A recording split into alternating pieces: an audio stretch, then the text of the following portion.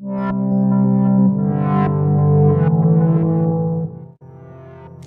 everyone, Chad with Data Prep U again. Today we're going to take a look at Alteryx version 2018.3, 2018.3, and we're going to find out some of those new features that many people have been waiting for a long time, including myself. Let's take a look.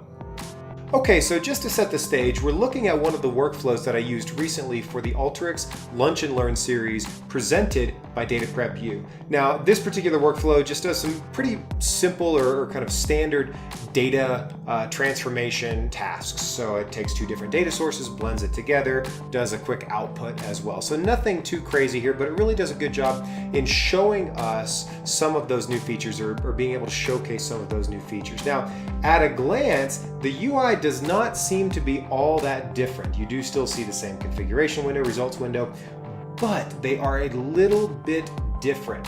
If you look very carefully, just the edging around each of these is slightly different. And what that means is they're slowly starting to transition this entire UI into something completely brand new. So I, for one, am very excited about seeing those upcoming changes. And this is just a little bit of a preview of that. Now, a couple of the key features that they've actually released in 2018.3. The very first one, caching. Yes!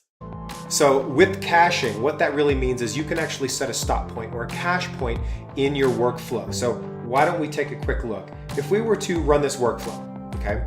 This goes through, it pulls together the two data sources, it does the transformations. If we scroll down, we can see, hey, we actually want to do some additional development at the bottom here. Now, with this additional development, let's pretend that this first piece takes a long time. So instead, what I'd like to do is right-click on this one select tool just before the further down the line development and actually select cache and run workflow. You can see it's right there towards the bottom of that tool properties. So once I click this, it does automatically run the workflow again. It kind of has to because it has to set where that cache point actually is. Now, when we do that, you can see that every tool prior to that tool actually has a little bubble around it. What that means is that actually has a cache around those prior tools. It actually set that cache point right here. So now, if I were to rerun that workflow, you can see it starts from that cache point. Now, this is a feature that's been requested for a long time,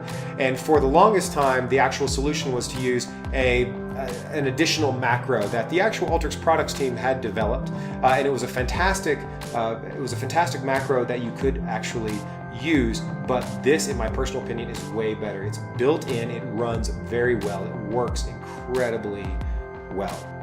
So that is very exciting. Okay, one of the next things that they've actually opened up is in the reporting category. Now, you know, most of you know, or a lot of you may know, that Alteryx has been slowly revamping all of their tools, including the reporting tools. The reporting tools are a little bit archaic at best. They're very powerful, but they're just kind of difficult to use and to understand. Well, they've slowly begun transitioning away from those old style reports, and now you can see that there's actually a tool for interactive charting, and there is what's called an insight tool.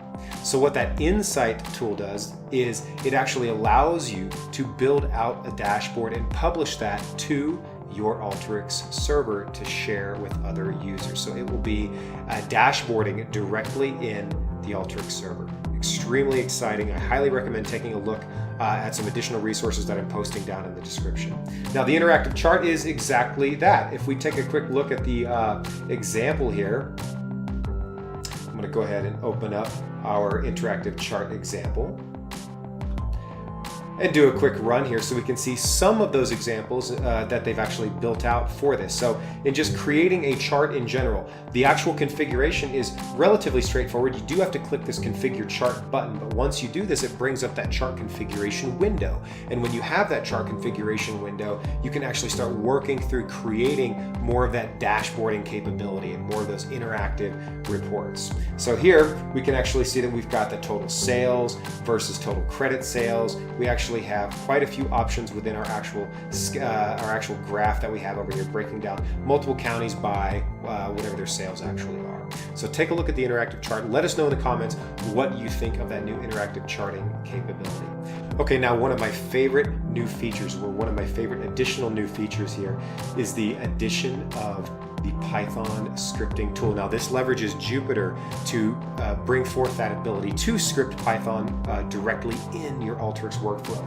Now, in this case, it actually tells us, hey, we have to run this workflow, which will actually bring up that Jupyter interface and allow us to then go forward and script further with Python. So once I actually run that, this actually then brings up that scripting window where we can inject our Python scripts directly in an Alteryx workflow. Now, this is very, very similar to what you have probably already are familiar with the R tool, where you can inject or insert your R libraries or R scripts directly into an Alteryx workflow. Now we have the ability to leverage Python as well. It's super, super exciting. So there are additional features that have been added to 2018.3 as well, some of which include just more tool interfaces or more tool configurations that have been updated to that new HTML5 format. And then finally, the one that actually really stood out to me is the ability, if you have Alteryx Server, the ability to set a specific worker node for your scheduled workflow. So if you schedule something, let's say, that